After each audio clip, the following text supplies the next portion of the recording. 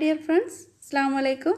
ഇന്ന് ഞാൻ വന്നിട്ടുള്ളത് നല്ല അടിപൊളി ടേസ്റ്റി ആയിട്ടുള്ള ഒരു കേക്കിന്റെ റെസിപ്പി ആയിട്ടാണ്.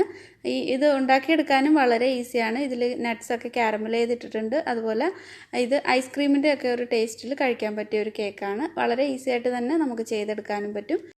പിന്നെ നിങ്ങൾക്ക് ഈ കേക്ക് ഇഷ്ടമായിട്ടുണ്ടെങ്കിൽ ഇപ്പോൾ തന്നെ ഒന്ന് ലൈക്ക് ചെയ്തേക്കണേ. അതുപോലെ സബ്സ്ക്രൈബ് ചെയ്യാതെ കാണുന്നവർ മറക്കാതെ തന്നെ ഒന്ന് സബ്സ്ക്രൈബ് ചെയ്തിട്ട് സപ്പോർട്ട് ചെയ്യണേ. അതുപോലെ ബെൽ ഐക്കൺ പ്രസ് ചെയ്ത് ഓൾ എന്നുള്ള ഓപ്ഷൻ സെലക്ട് ചെയ്യുക. അപ്പോൾ ഞാൻ പുതിയതായിട്ട് ഇടുന്ന വീഡിയോസിൻ്റെയൊക്കെ നോട്ടിഫിക്കേഷൻ കിട്ടുന്നതാണ്. അപ്പോൾ ഈ ഒരു കേക്ക് എങ്ങനെയാണ് ചെയ്യുന്നതെന്ന് നോക്കാം. ഇതിനായിട്ട് ആദ്യം മൈദയൊക്കെ ഒന്ന് അരിച്ചെടുക്കണം. ഞാനിവിടെ 1 കപ്പ് മൈദയാണ് എടുത്തിട്ടുള്ളത്. അതിൽ നിന്നും ഒരു 2-2.5 ടേബിൾ സ്പൂൺ മൈദ ഒന്ന് എടുത്ത് മാറ്റുന്നുണ്ട്. അതിന് പകരം ഇതിലേക്ക് കൊക്കോ പൗഡർ ചേർത്ത് കൊടുക്കുന്നുണ്ട്.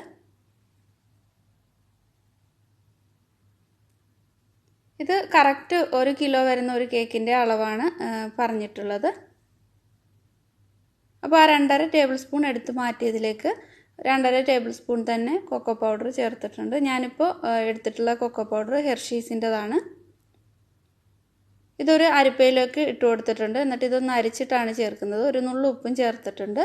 ഇനി ഇതിലേക്ക് 1 ടീസ്പൂൺ ബേക്കിംഗ് പൗഡറും ഒരു 1/2 ടീസ്പൂൺ ബേക്കിംഗ് സോഡ കൂടി ചേർക്കാം. ഇനി എല്ലാം കൂടെ നന്നായിട്ടൊന്ന് മിക്സ് ചെയ്തിട്ട് അരിച്ച് ചേർക്കാം. ഒരു 2-3 തവണ അരിക്കുകയാണെങ്കിൽ അത്രയും നല്ലതാണ്. ഇതിപ്പോൾ ഞാൻ ഒന്ന് നന്നായിട്ട് മിക്സ് ചെയ്തിട്ട് ഒരു തവണ അരിച്ചിട്ട് വീണ്ടും ഒന്നുകൂടി ഒന്ന് മിക്സ് ചെയ്ത് കൊടുക്കുന്നുണ്ട്. അപ്പോൾ ബേക്കിംഗ് പൗഡറും ബേക്കിംഗ് സോഡയൊക്കെ നന്നായിട്ട് മൈദയിലേക്ക് മിക്സ് ആവുകയും ചെയ്യും. കൊക്കോ പൗഡറും നന്നായിട്ടൊന്ന് മിക്സായി കിട്ടും. ഇതിൽ ചെയ്തിട്ടുള്ള സ്പോഞ്ച് കേക്ക് നല്ല സോഫ്റ്റായിട്ട് നല്ല പഞ്ഞി പോലുള്ള കേക്കാണ് ചെയ്തിട്ടുള്ളത്. ഒരു 3 മുട്ട എടുത്തിട്ടുണ്ട്. അതിലേക്ക് 1 ടീസ്പൂൺ വാനില എസൻസ് കൂടെ ചേർത്തിട്ട് ഒന്ന് ബീറ്റ് ചെയ്ത് കൊടുക്കാം. ഒന്ന് ബീറ്റ് ചെയ്തിട്ട് ഇതിലേക്ക് 1 കപ്പ് പൊടിച്ച പഞ്ചസാര ചേർക്കുന്നുണ്ട്. അത് ഇതേപോലെ കുറേശ്ശെയായിട്ട് ചേർത്തിട്ട് നന്നായിട്ട് തന്നെ ബീറ്റ് ചെയ്തെടുക്കാം. പഞ്ചസാര എല്ലാം ചേർത്തിട്ട് ഹൈ സ്പീഡിലേക്ക് ആക്കിയിട്ട് വേണം ബീറ്റ് ചെയ്തെടുക്കാൻ. ഇത് ബീറ്റ് ചെയ്തിട്ട് നല്ല ക്രീമി ആയിട്ട് എടുക്കണം. ഒരു ഓഫ് വൈറ്റ് കളറിൽ നമുക്ക് കിട്ടുന്ന അത്രയും നേരം ബീറ്റ് ചെയ്തെടുക്കുക. അപ്പോൾ കേക്ക് നല്ല സ്പോഞ്ചി ആയിട്ട് കിട്ടും. ഇപ്പോൾ ഈ മുട്ടയൊക്കെ നന്നായിട്ട് ബീറ്റ് ചെയ്തിട്ട് നല്ല ക്രീമി ആയിട്ട് വന്നിട്ടുണ്ട്. ഇനി ഇതിലേക്ക് ഒരു 1/4 കപ്പ് ഓയിൽ ചേർത്ത് കൊടുക്കാം. അപ്പോൾ ബട്ടർ ആണെങ്കിൽ മെൽറ്റ് ചെയ്തിട്ട് ഒരു 1/4 കപ്പ് ചേർത്ത് കൊടുക്കുക. എല്ലാം കൂടെ ലോ സ്പീഡിൽ നന്നായിട്ടൊന്ന് മിക്സ് ചെയ്ത് കൊടുക്കണം. ഒരുപാട് ഇട്ട് മിക്സ് ചെയ്യേണ്ട, എന്നാൽ ഓയിൽ നന്നായിട്ട് മിക്സ് ആവുകയും വേണം. അപ്പോൾ ഇതെല്ലാം നന്നായിട്ട് മിക്സ് ചെയ്തെടുത്തിട്ടുണ്ട്. ഇപ്പോൾ ഇതൊരു ക്രീം പോലെയാണുള്ളത്. ഇതിലേക്ക് ഇനി ആ മൈദയും കൊക്കോ പൗഡറും ഒക്കെ മിക്സ് ചെയ്ത് വെച്ചേക്കുന്നത് ഇതേപോലെ 1 സ്പൂണോ 2 സ്പൂണോ വീതം ഒരു നേരത്തെ ചേർത്താൽ മതി. എന്നിട്ട് അത് നന്നായിട്ട് മിക്സ് ചെയ്തിട്ട് വേണം അടുത്തതായിട്ട് ഈ മൈദയുടെ മിക്സ് ചേർത്ത് കൊടുക്കാനായിട്ട്. ഞാനിപ്പോൾ ഇത് വിസ്ക് ഉപയോഗിച്ചിട്ടാണ് മിക്സ് ചെയ്തെടുക്കുന്നത്. അല്ലെങ്കിൽ ഒരു തടിത്തവി ഉപയോഗിച്ചിട്ടോ സ്പാച്ചില ഉപയോഗിച്ചിട്ടോ മിക്സാക്കി എടുത്താൽ മതി. ഒരുപാട് ഇട്ട് മിക്സ് ചെയ്തിട്ട് ഓവർ മിക്സ് ചെയ്യരുത്. അങ്ങനെ ആകുമ്പോൾ കേക്ക് സോഫ്റ്റായിട്ട് കിട്ടില്ല. അപ്പോൾ നിങ്ങൾ എടുക്കുന്ന മുട്ടയുടെ വലുപ്പം അനുസരിച്ചിട്ട് വ്യത്യാസം ഉണ്ടാവും. കൂടുതലായിട്ട് തിക്കായിട്ട് തോന്നുകയാണെങ്കിൽ 1 ടേബിൾ സ്പൂണൊക്കെ പാല് ചേർത്ത് കൊടുക്കുക. ഇപ്പോൾ ഞാൻ എടുത്തിട്ടുള്ളത് വലിയ മുട്ടയായതുകൊണ്ട് ഇതിലേക്ക് പാലൊന്നും ചേർക്കേണ്ടി വന്നിട്ടില്ല. അപ്പോൾ എല്ലാം നന്നായിട്ടൊന്ന് മിക്സ് ചെയ്തെടുത്തിട്ടുണ്ട്. ഇതിനെ ഒരു കേക്ക് ടിന്നിലേക്ക് ഒഴിച്ചു കൊടുക്കാം. ഞാനിവിടെ 8 ഇഞ്ചിൻ്റെ കേക്ക് ടിന്നാണ് എടുക്കുന്നത്. അപ്പോൾ കൂടുതലായിട്ട് ഹൈറ്റ് വേണമെങ്കിൽ ഒരു 7 ഇഞ്ചിൻ്റെ കേക്ക് ടിന്നിൽ നിങ്ങൾ ബേക്ക് ചെയ്തെടുത്താൽ മതി. ഇതിനി നന്നായിട്ടൊന്ന് ടാപ്പ് ചെയ്ത് കൊടുക്കണം, എയർ ബബിൾസ് ഒക്കെ പോകാനായിട്ട്. ഞാനിപ്പോൾ ഇത് ഓവനിലാണ് ബേക്ക് ചെയ്യുന്നത്. അപ്പോൾ ഓവൻ ഇല്ലാതെ വേണമെങ്കിലും ചെയ്തെടുക്കാം. പ്രീഹീറ്റ് ചെയ്തിട്ട് ഒരു 5 മിനിറ്റ് പ്രീഹീറ്റ് ചെയ്തിട്ട് ബേക്ക് ചെയ്തെടുത്താൽ മതി. ഒരു 35-40 മിനിറ്റ്. അപ്പോൾ ഓവനിലാണെങ്കിൽ 180 ഡിഗ്രിയിൽ ഒരു 35 മിനിറ്റാണ് ബേക്ക് ചെയ്യേണ്ടത്. ഞാൻ ഓവൻ പ്രീഹീറ്റ് ആക്കിയിട്ട് 35 മിനിറ്റ് സെറ്റ് ചെയ്ത് കൊടുത്തിട്ടുണ്ട്. അപ്പോൾ 35 മിനിറ്റ് കഴിഞ്ഞപ്പോൾ നന്നായിട്ട് പൊങ്ങി വന്നിട്ടുണ്ട്. സ്ക്യൂവർ വെച്ച് ചെക്ക് ചെയ്തപ്പോൾ സ്ക്യൂവറിൽ ഒട്ടും ഒട്ടിപ്പിടിച്ചിട്ടൊന്നുമില്ല. ഇനി കേക്ക് തണുക്കാനായിട്ട് വെക്കാം. ഒരു 5 മിനിറ്റൊക്കെ കഴിയുമ്പോൾ ഈ കേക്ക് ടിന്നിൽ നിന്ന് എടുത്ത് പുറത്തേക്ക് വെക്കണം കേക്ക്. ഇനി കേക്ക് ഒന്ന് നനച്ചു കൊടുക്കാനായിട്ട് ഒരു പാത്രത്തിലേക്ക് ഒരു 1/4 കപ്പ് പാല് ചേർത്തിട്ടുണ്ട്. പാല് വെച്ചിട്ടാണ് ഈ കേക്ക് നനച്ചു കൊടുക്കുന്നത്. 3 ടീസ്പൂൺ പഞ്ചസാര ചേർത്തിട്ടുണ്ട്. ഇതിനെ നന്നായിട്ടൊന്ന് ചൂടാക്കി എടുക്കണം. ഇതിലേക്ക് ഒരു 2 ടേബിൾ സ്പൂണോളം ബൂസ്റ്റിൻ്റെ പൗഡർ കൂടി ചേർത്തിട്ടുണ്ട്. പഞ്ചസാരയൊക്കെ ഒന്ന് മെൽറ്റായിട്ട് ഒന്ന് ചൂടായി വരണം. 2 ടേബിൾ സ്പൂൺ കണ്ടൻസ്ഡ് മിൽക്ക് കൂടെ ചേർത്തിട്ട് നന്നായിട്ടൊന്ന് ചൂടാക്കിയെടുക്കാം. തണുക്കാനായിട്ട് ഒഴിച്ചു വെച്ചിട്ടുണ്ട്. പിന്നെ നട്ട്സ് ക്യാരമൽ ചെയ്യാനായിട്ട് ഇവിടെ ഒരു ചെറിയൊരു പാൻ ചൂടാകാൻ വെച്ചിട്ടുണ്ട്. അതിലേക്ക് ഒരു 4 ടേബിൾ സ്പൂൺ പഞ്ചസാര ചേർത്ത് കൊടുക്കാം. പഞ്ചസാര ഒരു സൈഡിൽ നിന്നൊന്ന് മെൽറ്റായി തുടങ്ങുമ്പോൾ തീ ഒന്ന് ലോയിലേക്ക് ആക്കി വെക്കണം. ഇപ്പോൾ ഇത് മീഡിയത്തിലാണ് ഇരിക്കുന്നത്. പഞ്ചസാരയൊക്കെ ഒന്ന് മെൽറ്റായി തുടങ്ങിയിട്ടുണ്ട്. നന്നായിട്ട് തന്നെ മെൽറ്റായിട്ട് ഒരു കളർ ചേഞ്ചായി വരുമ്പോൾ ഇതിലേക്ക് 1 ടീസ്പൂൺ ബട്ടർ ചേർത്ത് കൊടുക്കാം. ബട്ടർ ചേർക്കുമ്പോൾ ഒരു നല്ല ടേസ്റ്റ് ഉണ്ടാവും. ഇതിലേക്ക് ഒരു 4 ടേബിൾ സ്പൂണോളം കാഷ്യൂ നട്ട് കൂടി ചേർത്തിട്ട് ഒരു മിനിറ്റൊക്കെ ഒന്ന് നന്നായിട്ടൊന്ന് റോസ്റ്റ് ആക്കിയിട്ട് ഒരു ബട്ടർ പേപ്പറിൻ്റെ മുകളിലായിട്ട് ഇട്ട് കൊടുത്തിട്ടുണ്ട്. അല്ലെങ്കിൽ കുറച്ച് ഓയിൽ സ്പ്രെഡ് ചെയ്തിട്ട് കൗണ്ടർ ടോപ്പിൽ തന്നെ ഇട്ട് കൊടുത്താൽ മതി. കേക്ക് നന്നായിട്ട് തണുത്തിട്ടുണ്ട്. ഇതിന് 3 കട്ട് ചെയ്തെടുക്കാം.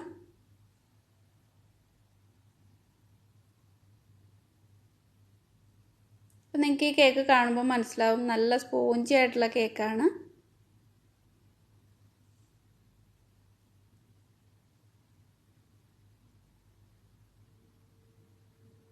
ഇതിലേക്ക് ഞാൻ ഒരു 1.25 കപ്പ് വിപ്പിംഗ് ക്രീം ഒന്ന് ബീറ്റ് ചെയ്തെടുക്കുന്നുണ്ട്.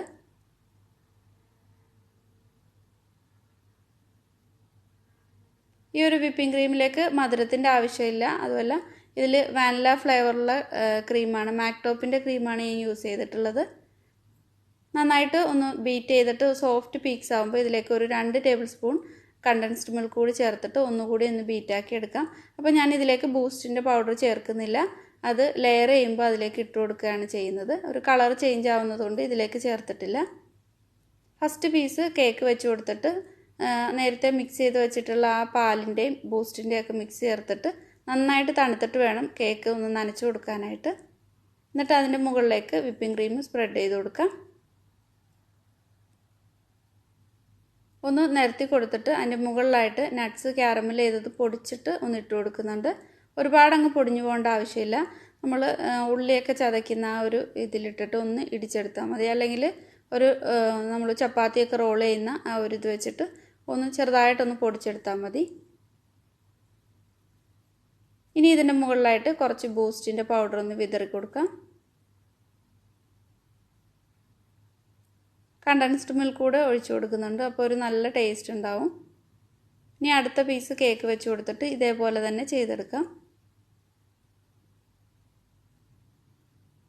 കേക്ക് നന്നായിട്ട് തന്നെ നനച്ചു കൊടുക്കണം. 3/4 കപ്പ് പാല് ഈ ഒരു കേക്കിലേക്ക് കറക്റ്റായിട്ട് തന്നെയുണ്ട്. അതിൻ്റെ മുകളിലും ഇതേപോലെ നട്ട്സും ബൂസ്റ്റിൻ്റെ പൗഡറും കണ്ടൻസ്ഡ് മിൽക്കും ഒഴിച്ചു കൊടുക്കുന്നുണ്ട്.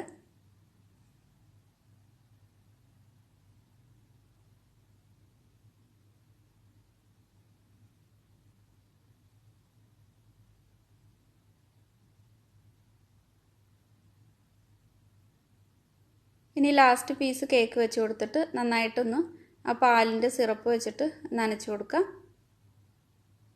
ഇനി ഇത് ക്രം കോട്ട് ചെയ്തിട്ട് ഫ്രിഡ്ജിലേക്ക് ഒരു 10-15 മിനിറ്റ് വെച്ചിട്ട് വീണ്ടും അതിന് മുകളിലായിട്ട് ക്രീം ചെയ്യുകയാണെങ്കിൽ നല്ല ഈസി ആയിട്ട് തന്നെ നമുക്ക് ചെയ്തെടുക്കാൻ പറ്റും. നല്ല ഫിനിഷിങ്ങിൽ തന്നെ ചെയ്തെടുക്കാൻ പറ്റും. അപ്പോൾ ഇത് ഒന്ന് ക്രം കോട്ട് ചെയ്തെടുക്കുന്നുണ്ട്.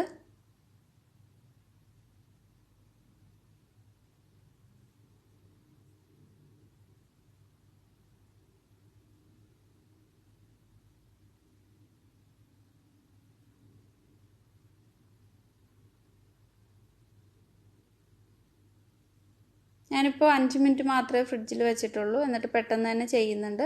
അപ്പോൾ ഒരു 10-15 മിനിറ്റൊക്കെ വെക്കുകയാണെങ്കിൽ നല്ല ഫിനിഷിങ് തന്നെ നമുക്ക് ചെയ്തെടുക്കാൻ പറ്റും.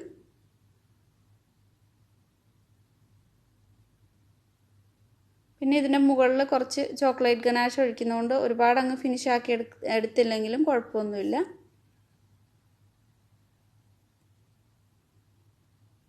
നന്നായിട്ട് തന്നെ ക്രീമൊന്ന് സ്പ്രെഡ് ചെയ്ത് കൊടുക്കുന്നുണ്ട്. ഇതേപോലെ ഒരു സ്ക്രേപ്പർ വെച്ചിട്ട് ഒന്ന് ചുറ്റും ഒന്ന് ആക്കിയിട്ട് ഒന്നുകൂടി ഒന്ന് ക്രീം സ്പ്രെഡ് ചെയ്ത് കൊടുക്കുന്നുണ്ട്.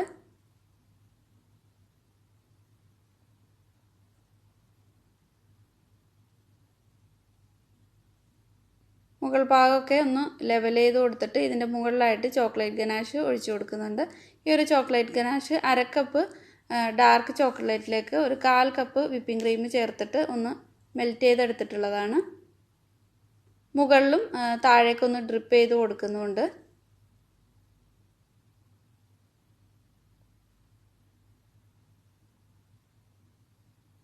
കേക്ക് നന്നായിട്ട് തണുത്തിട്ട് ചോക്ലേറ്റ് ഗനാഷിൻ്റെ മുകളിലേക്ക് ഒഴിക്കുകയാണെങ്കിൽ പെട്ടെന്ന് തന്നെ സെറ്റായി കിട്ടും.